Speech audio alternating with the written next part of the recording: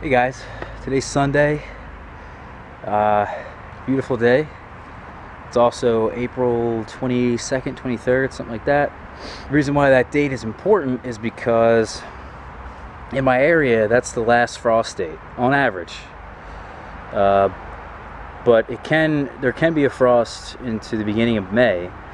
But I looked at the forecast, and the 10-day forecast looks good. In fact, it doesn't even drop below 40.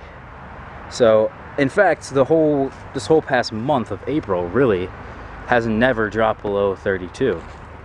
It's been quite incredible. But now that the forecast is going into May, I feel pretty confident that there's going to be absolutely no frost. And because of that knowledge, I've taken advantage of that. And here's what I've done. I planted my fig trees. They're in containers, and I put them in the ground, and I buried them about 6 inches, maybe a little bit less than that on some of them. There's a lot of mulch piled up, so it kind of looks like they're buried a lot deeper than they are, but I would say somewhere in between 3 to 6 inches is where I buried them. And this is a practice that I didn't come up with. This is something that's already been thought of and done and proven to work really well. And I thought I would just share it with you guys and tell you why I'm doing it. There's a lot of benefits to this. There really is. It's one of the really nice things about fig trees. They're quite an interesting plant. The amount of different things that you can do with them: air layer, graft, root them as cuttings, ground layer, trunk layer, bury them. I mean, there's so many different things. They're just a very versatile plant, species of plants. What's interesting about burying them is that in my climate, they're not really supposed to do well here. In the wintertime, it gets a little bit too cold here. Some of the varieties can do well. You just have to find some hardy varieties and put them in the ground. And I have two actually out front of the house that I have in the ground, and they did well. In fact, they're breaking bud right now, and they're doing well. It's just that they're going to be a little bit. You have to also find something that's hardy, and you have to find something that's early, because the season isn't long enough. So it's kind of like just a whole mixture of a mess. And if you put them in containers, what you can do with the container is you can put them somewhere where it's warm, so you eliminate the warmth problem. The other nice thing about the containers is that they fruit earlier than something that's in the ground. Everything that's in a container will usually fruit a couple weeks earlier than it would be in the ground. And the reason for that is because they wake up earlier.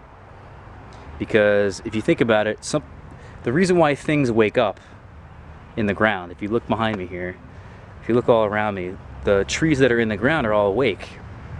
But the only reason these guys are awake is because the ground warmed up. And once the ground reaches a certain temperature down here, they wake up. Now, it's much harder to warm this entire area of ground versus just a very small container. So if you can get this container that's black, get it in the sun, these containers they're gonna warm up real quick, and they're gonna wake these plants up. And usually they wake up, like I said, 2 weeks earlier than something in the ground. But you can even go further than that, like I do, and put them in a greenhouse and really get them warm. So this burying them right here eliminates that as well. It makes them earlier, number one, and it eliminates the need for a cold hardy variety. So you can have later ripening varieties, and you can have not so cold hardy varieties. Now, you might be thinking, well, why the hell did I bury them? I haven't really talked about that yet. But what happens is when you bury them, all these containers have drainage holes. Very important for container plants here, and you can see the drainage holes on the side. And there's 4 drainage holes on the outside of the container, and there's 1 drainage hole in the middle of the container on the bottom. And what that does is, obviously it promotes drainage when you water the plants, but if you bury them in the soil, the fig tree or any kind of tree or any kind of plant is then searching for more room to grow. And once it searches for more room to grow, it's going to realize that there's these holes that it can go out of and go into the ground. And then they root themselves in the ground, and since fig trees are very vigorous, they're a very vigorous species. Most ficuses are very vigorous. A lot of trees in the same family, like mulberry trees, they're very vigorous trees. And very quickly, actually, these trees will root in the ground and put out quite a bit of roots. In fact, I'll do an update at the very end of the season, and I'll dig up these, because I'm going to have to dig these up, okay? I can't leave them here forever. Like I said, they're not cold hardy enough for my area, some of them anyway. So I had to dig them up, and it's pretty easy to dig them up, because all I do is take a spade around the edges here of the container, cut the roots, and then take the container, and I have a lightweight container that I can just move and put it straight in the greenhouse. Rather than having a container, as an example, like this, which is 25 gallons, which probably weighs 100, maybe not 100 pounds, pretty close to 100 pounds. I mean, these things are, maybe it does weigh 100 pounds, I don't know. They're freaking heavy, okay? That's the point I'm trying to make. So it's really, there's so many benefits to this. So the other really nice thing about these, burying them in the ground, is that the roots send out into the ground, and they have more room to grow, and they create a much bigger tree much faster. A much bigger tree much faster means more fruit. So these trees are going to get gigantic. And in fact, right now some of them are 2 feet tall, some of them are 3 feet tall.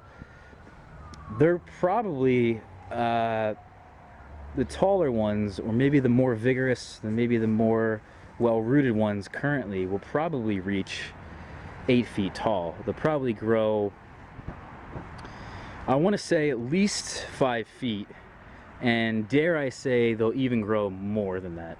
In fact, it's going to be quite shocking. This is going to be quite a jungle, and the only thing that worries me, which you're probably thinking this as well if you've done this before, or you know about growing figs, or you really just grow fruit in containers, is that these are very close together. And the spacing here is about 2 feet apart from trunk to trunk. In fact, I have some even on the ledge that are 2 feet apart. And then I have some on the patio on the other side, which are like even closer. In fact, they're touching over there.